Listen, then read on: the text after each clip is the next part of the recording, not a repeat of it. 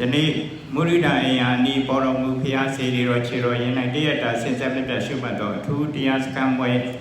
ဒါစတင်အကောင့်ထဲပေါ်ခဲ့တဲ့မိသားစုလည်းဖြစ်ပါတယ်ယနေ့နှစ်ဖက်သောမိဘများအားရည်စူးပြီးအမှုထားပြီးတော့ဆရာကြီးဦးစောထေးဆရာမကြီးတော်တင့်တင်ဆိုတာကိုအောင်နိုင်သူဘန်ကောက်ကနေမိသားစုကနေပြီးတော့အာယုစွမ်းနေစွမ်းတောက်ရည်တန်အလှနေနဲ့လူတော်ငွေတသိန်း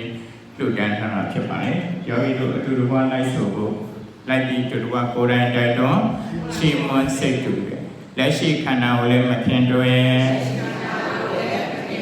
နောင်လာမိခန္ဓာကိုလည်းမမြော်မှန်း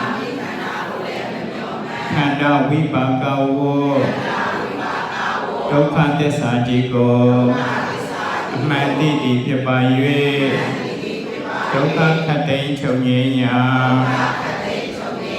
နိရောဓသစ္စာနိဗ္ဗာန်ကိုရှိမှန်၍သစ္စာတည်သောဉာဏ်ဖြင့်စနေတကြလူတန်းပါ၏ဤကောင်းမှုကံစေတနာတို့ကြောင့်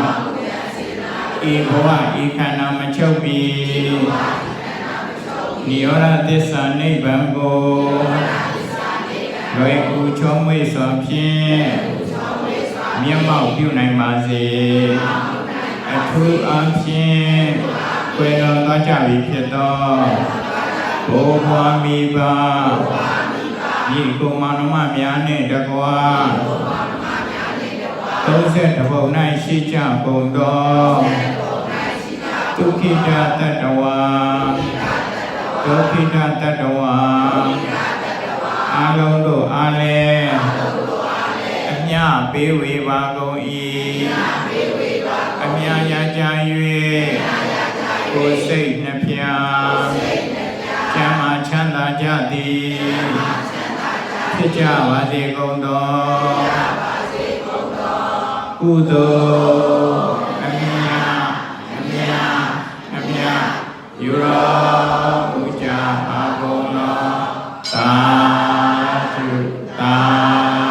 ဓုသာဓုကုသိုလ်အမြ